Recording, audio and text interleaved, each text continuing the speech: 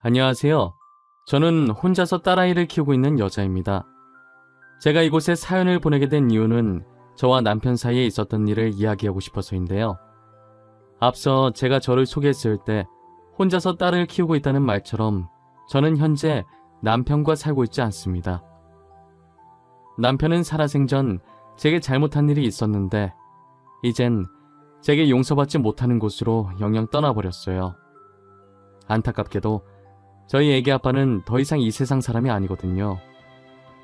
저는 이렇게나마 남편을 용서하겠다는 마음을 많은 사람들에게 알리고 싶었어요. 그러다 보면 정말 남편이 있는 곳까지 제 진심이 닿지 않을까 하고요. 저와 남편의 첫 만남은 그리 특별하지 않았어요. 드라마나 영화처럼 운명 같은 사랑, 그런 건 하나도 없고 현실 그 자체였어요. 저희는 같은 회사에서 같은 날 입사한 동기로 힘든 일이 있으면 같이 도와주고 서로가 서로에게 위로와 희망을 주던 관계였어요. 보통의 입사 동기들과 다를 바가 하나도 없었죠. 입사 초기엔 힘이 되는 존재가 동기밖에 없으니 남편과 저는 자주 만나 술잔을 기울였어요. 둘이서 만나면 상사도 씹었다가 거래처 사람도 씹었다가 아마 안주보다 상사를 더 많이 씹었을 거예요. 저희는 회사 마치고 둘이서 술 마시러 가는 게 습관이 되었을 정도로 자주 만났었어요. 오늘은 무슨 말을 할까 머릿속에 정리하고 서로 먼저 이야기하려고 시동 걸고 그랬어요. 지금 생각해보면 참 별거 없고 직장인이라면 누구나 하는 행동인데 당시엔 얼마나 재밌고 웃기던지 이야기 꺼내려고 준비하는 서로의 모습을 보고 엄청 웃었어요. 그리고 그날따라 서로가 너무 이뻐 보이고 잘생겨 보이는 거예요. 괜히 심장이 간질간질거리고 빠르게 뛰면서 작은 행동에서 얼굴이 빨개지고 그랬죠. 한번 그러고 나니 그 뒤로도 계속 저희도 모르게 서로한테 신경을 쓰고 있더라고요. 처음엔 내가 저 사람을 왜 이렇게 신경을 쓰고 있지 했는데 얼마 지나지 않아서 제가 남편에게 이성적으로 관심이 있다는 걸 깨달았어요. 여직원들과 있는 모습을 보면 괜히 화가 나고 짜증이 나더라고요. 친구한테 이야기를 하니 저더러 동기를 좋아해서 그런 게 아니냐고 하는 거예요. 저는 손사래까지 치면서 아니라고 했죠. 나 요즘 이상해. 매일같이 퇴근해서 술 마시는 동기 있거든? 근데 내가 요즘 그 동기만 보면 머리 정리하고 있고 옷 정리하고 있다니까? 뭐? 네가? 지금도 앞머리가 어디로 뒤집어졌는지 신경도 안 쓰는 네가? 지금 셔츠 단추 하나가 중간에 풀려있는 것도 모르는 네가? 진짜네? 야, 장난치는 거 아니고 나 진짜 진지하다고. 이렇게 아무렇게나 다녀도 신경 안 쓰는 내가 동기를 신경 쓰고 있다니까? 무슨 말이 필요해? 너가 그 동기 좋아하는 것 같구만. 너도 네 마음 알고 있는 거 아니었어? 그러니까 머리도 신경 쓰고 옷도 신경 쓰는 거겠지. 이걸 입 아프게 내가 다 말해줘야 알아? 에이, 설마. 내가 그 사람을 왜 좋아해? 좋아할 이유가 없잖아. 그렇다고 그 사람한테 반할 상황이 있었던 것도 아닌데. 그건 나도 모르지. 매일 술 먹으면서 정들었나 보지. 너 그 사람이 다른 여직원이랑 있을 때 어때? 막 짜증나고 화나지? 그게 좋아한다는 증거야.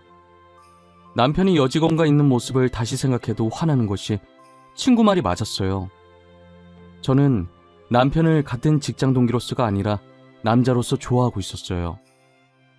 제 감정에 워낙 솔직한 사람이라 제가 남편을 좋아하고 있다는 사실을 알아차리고 거절당하든 말든 남편에게 고백해야겠다는 생각이 들었어요. 저희는 평소처럼 퇴근해서 술을 기울이고 있었고 상사를 씹어대고 있었어요. 하지만 다른 점이 있다면 서로가 서로를 너무 의식하고 있다는 점이었어요. 저는 계속 고백할 타이밍만 보면서 괜히 술잔만 손가락으로 빙글빙글 돌리고 있었어요. 아우, 정신없어. 왜 계속 술잔을 괴롭혀요? 표정도 아까부터 심각했어는. 지금 우리 평소랑 너무 다른 거 알죠? 지금 되게 어색해. 하하하, 그런가? 아닌데. 저 안 심각한데? 평소랑 똑같은데? 저 사실 진혁 씨한테 할 말이 있는데요. 있잖아요. 제가 먼저 말해도 돼요? 저도 오늘 가영 씨한테 할 말이 있거든요. 저 요즘 계속 가영 씨만 보여요. 회사에서도 식당에서도 계속 제 눈에 가영 씨가 들어와요. 남편의 마음이 어떤지 확신이 없어서 제가 먼저 고백하고 빠지려고 했는데 남편도 저와 마음이 같았고 머뭇거리는 저를 보고 용기를 내서 먼저 고백을 하더라고요. 저는 놀라서 들고 있던 술잔을 떨어뜨렸고 술잔은 그대로 깨져버렸어요. 남편은 곧바로 직원들에게 죄송하다고 하고 제가 떨어뜨려 깨진 술잔을 치우고 있더라고요. 깨진 술잔을 다 치우고 다시 자리에 앉으면서 이거 거절이냐고 멋쩍은 듯 웃는 거예요. 저는 그때 너무 당황해서 저도 모르게 엄청 큰 목소리로 아니라고 좋아한다고 말해버렸어요. 당연히 쩌렁쩌렁한 제 목소리에 거기 있던 직원이며 손님이며 다 저희 쪽을 쳐다봤어요. 졸지에 저희는 거기에 있던 사람들에게 축하를 받으며 연인이 되었죠. 그렇게 사내 연애가 시작됐고 연애를 한 지 2년 만에 결혼을 했어요. 누가 더 부유하고 가난하다 할 것 없이 둘 다 비슷한 집안이라 결혼 허락받는 것도 어렵지 않았어요. 양가 부모님들도 다 좋으신 분이라 저희는 친자식처럼 아끼고 사랑해 주셨어요. 그리고 저희는 연인일 때와 부부일 때의 분위기가 다르니 2년간 연애했어도 2년 동안 신혼을 더 즐기다가 아이를 갖기로 했어요. 그 전에 저희는 다니던 회사를 계속 다녔고 2년 후 저는 임신 준비로 회사를 그만두게 되었습니다. 저는 딸아이를 낳고 계속 육아를 하고 있었는데 돌연 남편이 회사를 그만두고 온 거예요. 그동안 모아둔 돈이랑 퇴직금으로 사업을 시작하겠다고 하면서 말이에요.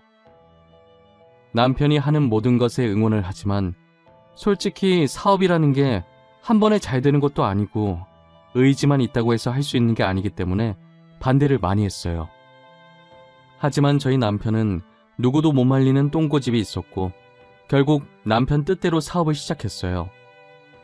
구두 사업을 했는데 처음 시작했던 상품 중 하나가 빵 터지면서 정말 운이 좋게 사업에 성공했어요.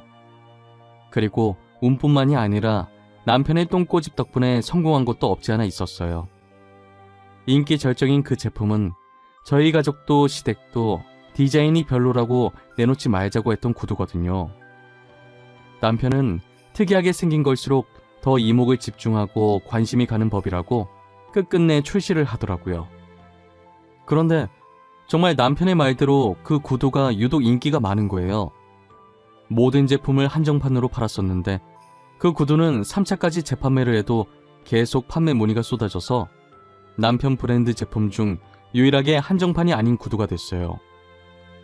날이 갈수록 매출이 늘어났고 통장에 찍힌 액수를 보고 저희 가족 얼굴엔 웃음꽃이 피었어요. 사람이 갑자기 큰 돈을 만지면 변하게 된다는데 저희는 변함없이 사이가 좋았어요. 남편도 연애할 때랑 마찬가지로 한결같이 저와 딸아이에게 잘했고요. 하지만 제 주변 친구들이 걱정을 많이 하더라고요. 야, 나 좀 걱정돼. 원래 갑자기 큰돈 만지면 눈 돌아서 사람이 변한다잖아. 너네 남편이 지금은 안 그러지만 나중에라도 변하게 되면 어떡해? 꼭 우리 남편이 변하길 바라는 것 같다. 절대 그럴 일 없어. 우리 그이 연애할 때도 결혼한 지금도 한결같은 사람이야. 나는 그냥 걱정돼서 그러지. 조심해서 나쁠 건 없잖아. 언제 어떻게 변할지 모르는 게 사람 마음인데. 너의 오랜 친구로서 충고하는 거니까 한 귀로 듣고 한 귀로 흘리지 말고 좀 새겨들어. 아이고, 알겠습니다. 그래도 내 걱정해주는 건 너밖에 없다. 고맙다. 친구들은 남편이 언제 변할지 모른다고 늘 의심의 끈을 놓지 말라고 했지만 저는 남편을 믿었어요. 남편은 다른 사람과 다르다는 믿음이 강하게 있었거든요. 절대 변하지 않을 거라고, 어떤 일이 생기든 가정을 지킬 사람이라고 굳게 믿었어요. 10년이 지나서도 남편은 본인보다 저와 딸 생각 먼저 하는 사람이었어요. 그랬던 사람인데 점차 다른 사람이 되어가기 시작했어요. 매일 술에 찌들어서 집에 들어오길래 드디어 올 것이 왔구나 싶었죠. 당신 지금 어디서 뭐 하다가 오는 길이야? 아우, 냄새. 또 술이야? 어? 요즘 왜 계속 술에 취해서 오는 거야? 당신 원래 안 그랬잖아. 나도 술 좀 마실 수도 있지. 가장이 열심히 밖에서 일하고 오는데 겨우 술 마셨다고 이렇게 사람을 잡아? 어? 내가 뭘 그렇게 잘못했는데? 오늘만 마신 거 아니잖아. 요즘 계속 술 퍼마시고 오잖아. 나도 봐주는데 한계가 있어. 한두 번도 아니고 이게 뭐 하는 짓이야? 딸 보는 앞에서 이게 무슨 꼴이냐고. 당신은 쪽팔리지도 않아? 남편은 언젠가부터 계속 술을 퍼마시고 가끔은 외박도 하고 그랬어요. 그런데 이게 점점 정도가 심해지더니 술은 그냥 기본이고 외박도 밥 먹듯이 하더라고요. 이럴 거면 나가서 혼자 살려고 하니까 정말 일주일 동안 집에 안 들어오는 거예요. 근처 모텔에서 지내고 있길래 제가 억지로 집으로 끌고 왔어요. 한 번도 싸운 적 없었던 우리는 이제 싸우지 않는 날이 없게 되었죠. 도대체 요즘 남편이 뭐라고 돌아다니는 건지 알 수가 없었어요. 제가 회사 일에 관여를 안 해서 남편 회사에 아는 직원이 한 명도 없어서 물어보지도 못했어요. 매일 혼자서 손톱만 물어뜯으면서 남편이 귀가하기만을 기다렸죠. 남편은 역시나 술을 마시고 제가 누군지도 못 알아볼 정도 취해서 왔더라고요. 저를 붙잡고 3차 가자고 하는데 어찌나 술 냄새가 나던지 남편 얼굴에 토 안 한 게 다행일 정도였어요. 대충 남편을 침대에 눕혀놓고 옷 갈아입히는 걸 포기하고 겉옷만 벗겨서 정리했어요. 겉옷이 다 구겨져서 살짝 털었는데 종이 한 장이 떨어지더라고요. 펼쳐보니 남편이 술집에 간 영수증인 것 같은데 이게 일반 술집이 아닌 것 같았어요. 그때 머릿속이 번쩍하더니 제 눈이 남편의 핸드폰을 쫓고 있더라고요. 뭐가 그렇게 소중한지 남편이 휴대폰을 두 손으로 꼭 쥐고 있길래 뺏어 들었어요. 이미 술 취해서 인사불성이라 제가 휴대폰을 뺐는지 뭘 하는지 전혀 몰랐어요. 저는 남편 지문으로 휴대폰 잠금을 해제했고 제일 먼저 메신저를 들어가 봤어요. 사업을 하니 아무래도 연락하는 사람들이 많았는데 의심스러운 사람은 없더라고요. 괜히 의심한 건가 싶어서 다시 남편 손에 휴대폰을 쥐어주려고 했어요. 근데 그 순간 알림음이 들리는데 메신저 창이 잠깐 떴다가 순식간에 사라지더라고요. 제가 얼마 전에 불륜에 관한 내용의 프로그램을 본 적이 있었어요. 거기서 봤던 내용인데 요즘은 비밀 메신저라고 해서 알림이 왔다가 순식간에 사라져서 본인이 직접 따로 그 메신저의 잠금을 해제하고 확인을 해야 한다더라고요. 저도 TV로만 봤지 실제로 목격하게 될 줄은 꿈에도 몰랐어요. 하지만 제가 비밀번호를 몰라 그 메신저 잠금을 풀어볼 수가 없었죠. 저는 남편 겉옷에서 떨어졌던 영수증을 몰래 챙겨서 그 술집에 찾아가 보기로 했어요. 매일 술을 마시고 오니까 다음날에도 분명히 갈 거라고 예상했어요. 그래서 다음날 저녁에 찾아가 보니 역시나 남편이 거기서 술을 마시고 있더라고요. 옆에 여자 하나 앉혀놓고 둘이서 술잔을 기울이고 있는 거예요. 그 모습을 보는데 예전 저희 모습을 보는 것 같아서 너무 화가 났어요. 남편이 있는 자리로 가서 그대로 여자 머리채를 잡아당겼어요. 요즘 계속 술 마시고 다니더니 여기서 이러고 있었니? 어? 술집 년이랑 노닥거리고 있었냐고. 하필 바람이 나도 왜 이런 술집 년이야. 이 아줌마 뭐야. 다짜고짜 내 머리 왜 잡냐고. 오빠, 이 여자 뭐예요? 아닌 여자예요? 머리 좀 놔봐요. 아닌 여자? 네가 오빠라고 부른 남자 와이프다. 너 아주 잘 걸렸다. 안 그래도 스트레스 받는 일 많았는데 잘 됐네. 오늘 다 같이 죽자. 이리 와. 머리 좀 놔요. 내 머리 다 뽑히면 아줌마가 책임질 거야? 계속 이러면 나 아줌마 폭행죄로 신고할 거야. 그런 줄 알아. 내가 무서워할까봐? 니녀는 상간녀 소송에 정신적 피해 보상까지 청구할 거야. 그래! 누가 손해인지 한번 해보자고! 저는 여자의 머리채를 잡고 마구 흔들었고 제 힘에 못 이겨 여자가 휘청이다가 넘어졌어요. 다시 머리채를 잡으려고 하는데 남편이 제 앞을 막더니 저를 끌고 나가더라고요. 그렇게 집까지 왔고 저는 집에 도착하자마자 남편의 뺨을 사정없이 때렸어요. 그리고 그대로 방으로 들어왔고 남편은 다시 밖으로 나가더라고요. 혹시나 딸이 깨기라도 할까봐 화도 못 내고 베개에 얼굴을 묻은 채 소리 없는 고함을 지르고 눈물 콧물 다 흘리며 난리를 부렸어요. 이혼을 하고 싶었지만 저희 사이엔 딸이 있었기 때문에 마음대로 할 수가 없었어요. 어린 딸이 중학교도 가야 하고 아직 갈 길이 먼데 아빠 없는 아이로 만들 수 없었거든요. 아이가 상처받는 게 죽는 것보다 싫어서 저만 참으면 될 것 같았어요. 어차피 이혼 안 할 건데 남편이 뭐라든 신경을 쓰지 않기로 마음먹었어요. 그런데 엎친 데 덮친 격으로 남편 불륜 사실에 마음을 가라앉히지 못한 채 친정 아버지까지 사고로 돌아가시게 된 거예요. 제가 차를 잘 몰라서 설명을 들었지만 용어들을 몰라서 자세히 알아듣지는 못했는데 대충 저희 아버지가 신호를 기다리고 있었고 아버지가 서 있던 길 위쪽이 오르막길이었대요. 그 오르막길에 화물차 한 대가 주차되어 있었고 그 화물차에 결함이 있었는지 파킹 브레이크가 고장나 화물차가 움직이기 시작하면서 아버지를 덮친 거예요. 구급차에 실려왔을 당시엔 의식이 있었는데 병원에 도착하기 직전에 사망했다고 하더라고요.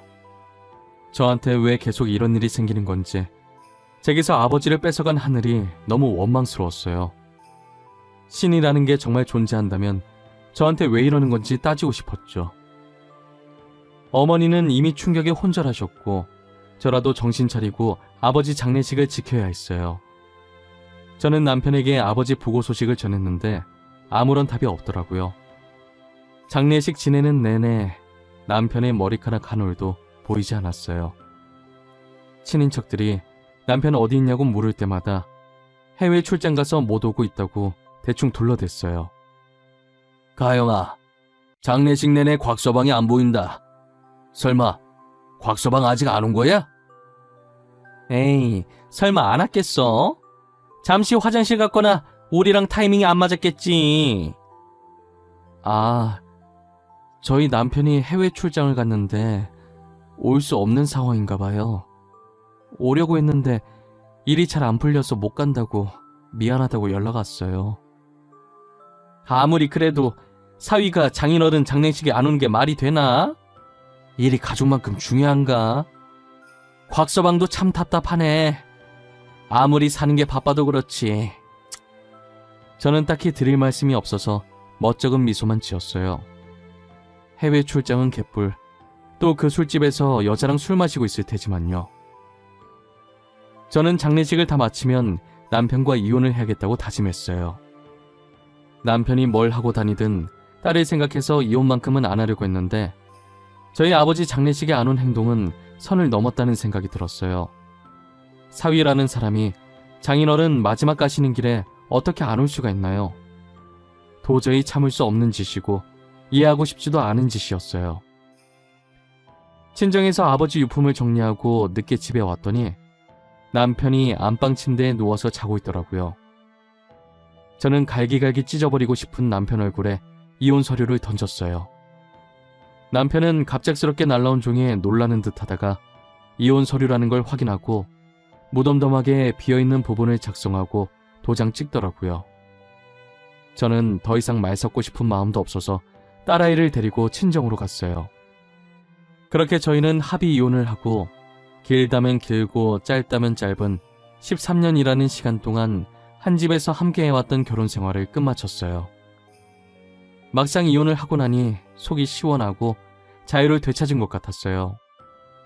제가 무엇을 하고 다니든 더 이상 제 일에 관여할 사람도 없었고 저도 스트레스 받으면서까지 누군가를 신경 쓰고 참견할 일이 없었죠. 저는 남편에게 받은 위자료와 그동안 제가 모아왔던 돈으로 조그만 카페를 하나 차렸어요. 행복했고 아팠던 지난 과거들은 모두 잊고 딸과 함께 만들어갈 미래를 위해 새 출발을 준비했어요. 매출이 엄청난 편은 아니었지만 적자 나는 건 아니라서 즐겁게 하고 있었어요. 딸은 나이에 비해 철이 빨리 든 건지 아빠 이야기하면 제가 속상해할까봐 아빠 얘기는 단 한 번도 하지 않았고 말썽도 안 피우고 씩씩하게 잘 지내주었어요. 혹시나 딸이 아빠 만나고 싶다고 하면 말릴 생각은 없어요. 딸을 세상에서 태어나게 해준 사람인데 제가 어떻게 연을 끊으라고 하겠어요. 딸은 남편을 만나도 저만 남편이랑 안 마주치면 되는 거죠. 그렇게 혼자서 딸을 키운 지 4년이 흘렀고 저는 이혼 후 남편의 소식을 듣지 않았어요. 아마 못 들었다는 표현이 더 정확하겠지만 저한테 들어온 소식이 하나도 없었어요. 저는 평상시처럼 카페 오픈 준비를 하는데 예전에 남편과 같이 다녔던 회사 직원한테 연락이 온 거예요. 간만에 온 연락이라 무슨 일인가 싶어서 메신저를 확인해봤더니 부고장이더라고요. 부모님 중에 돌아가신 건가 하고 고인 이름을 확인하는데 저희 남편 이름인 거예요. 저는 바로 문자를 준 직원에게 전화를 걸었어요. 과장님, 방금 보내주신 문자 뭐예요? 이거 저희 애기 아빠 이름 아니에요? 고인 이름 적는 칸에 애기 아빠 이름이 왜... 가영씨, 놀라지 말고 들어. 오늘 새벽에 진혁씨 사망했대. 암으로. 나도 가영씨랑 진혁씨 이혼한 거 알고 보낼까 말까 고민 많이 했는데 안 보내는 건 예의가 아닐 것 같아서. 아, 네. 그러셨구나. 잘하셨어요. 보내주셔서 감사해요. 인사가 늦은 것 같은데 잘 지내세요?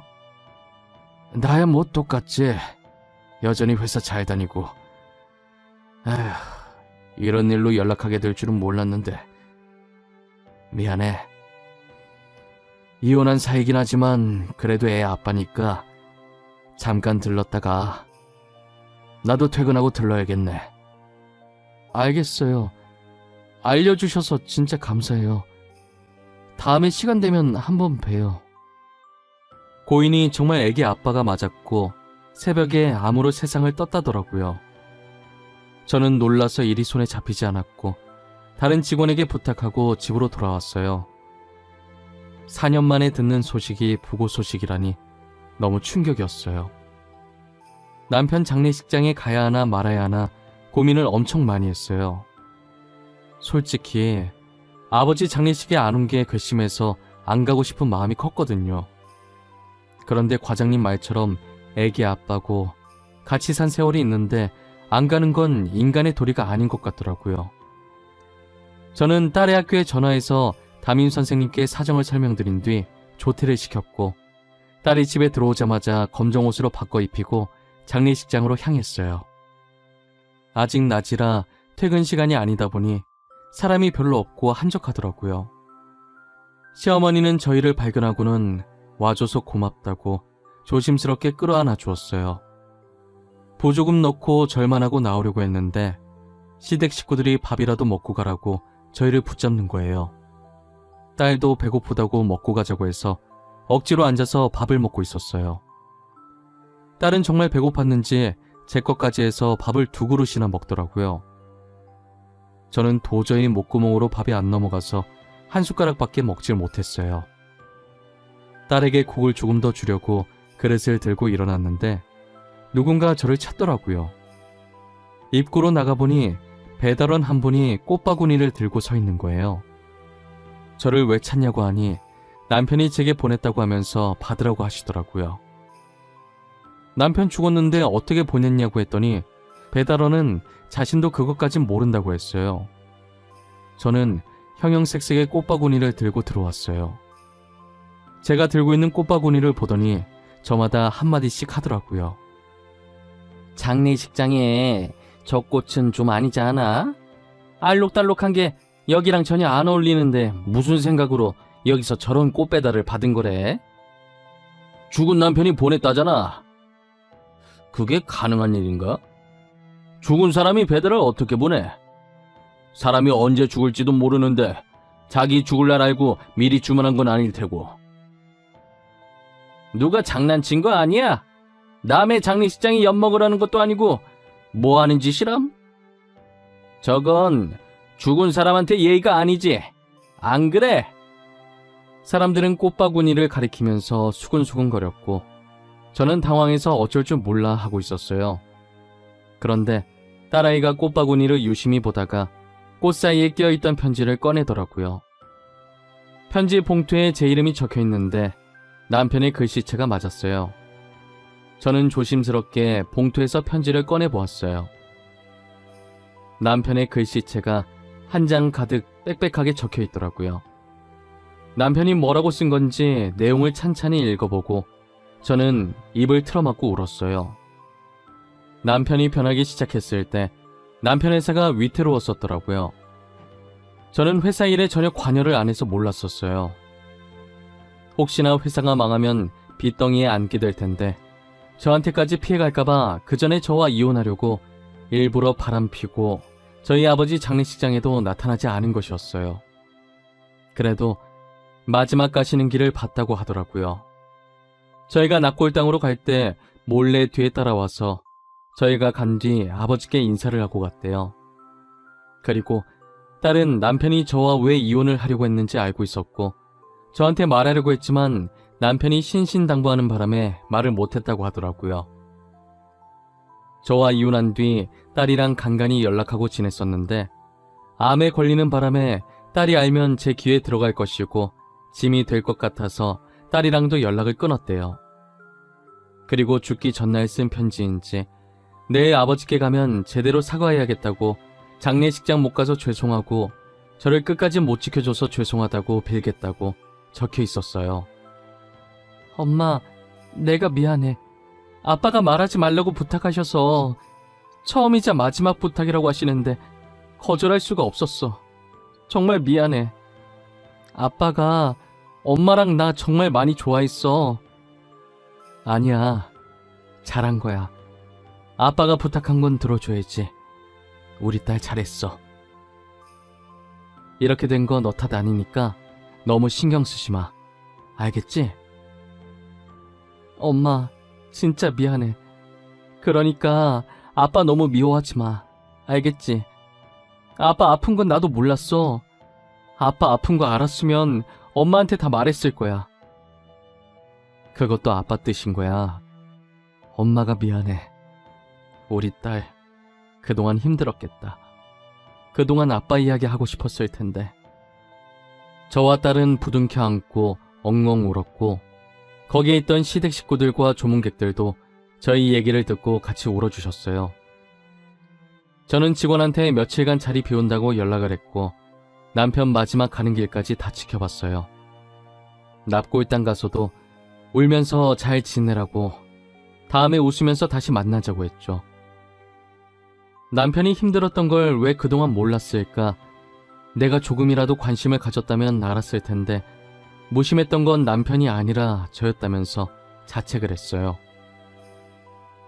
장례식이 끝나고 몇 날 며칠을 방구석에 박혀서 울었던 것 같아요.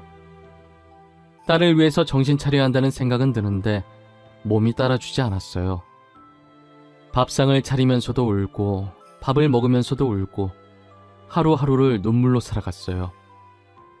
남편의 유품을 정리하러 남편 집에 갔는데 저희가 살던 집 그대로 살고 있더라고요. 저희가 연애하던 시절 착용했던 커플 아이템부터 저희 딸이 아기 때 입었던 옷까지 남편은 전부 보관하고 있었어요. 저희 추억이 가득한 물품을 보고 또 얼마나 울었는지 몰라요. 저도 남편처럼 버리지 않고 가져가야겠다는 생각에 따로 빼놨었어요. 치우고 보니 옆에 다른 상자도 하나 더 들어있더라고요. A4 크기의 되게 얇고 작은 상자라 뭐가 들어있을지 예상도 안 됐어요. 조심스럽게 열어봤는데 집 문서 하나가 나오는 거예요. 아마도 이 집 집 문서인 것 같았는데 분명 부도됐으면 집도 같이 날아갔을 텐데 어떻게 여기에서 계속 살고 있는지 의문이 들긴 했었어요. 그래서 집 문서를 자세히 봤는데 이 집이 저희 딸 명의로 되어 있더라고요. 아무래도 남편이 부도되기 전에 딸의 이름으로 명의를 이전한 것 같았어요.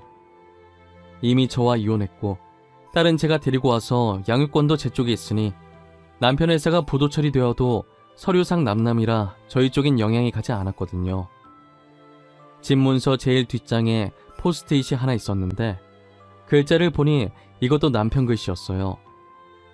줄 수 있는 게 이것밖에 없어서 미안하다는 내용이었죠.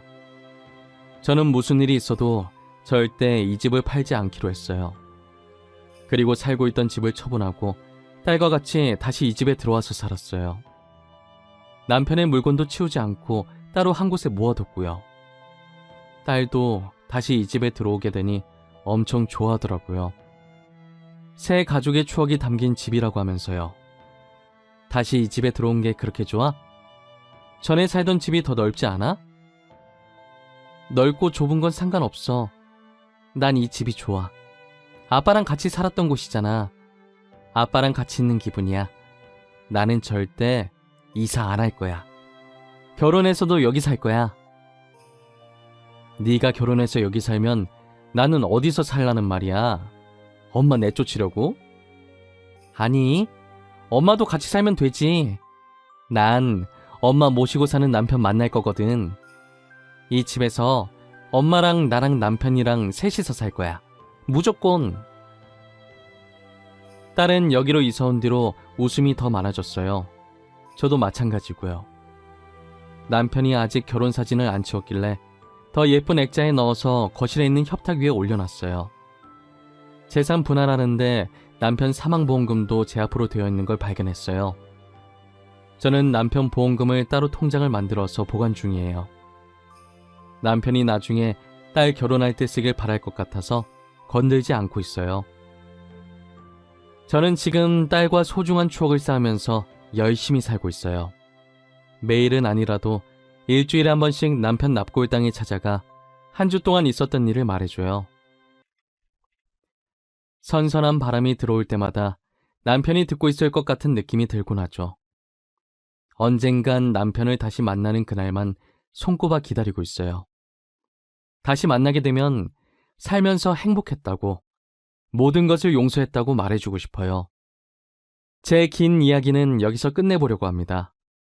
여러분들도 사랑하는 사람이 있다면 지금 이 순간 뜨겁게 사랑하시길 바랄게요.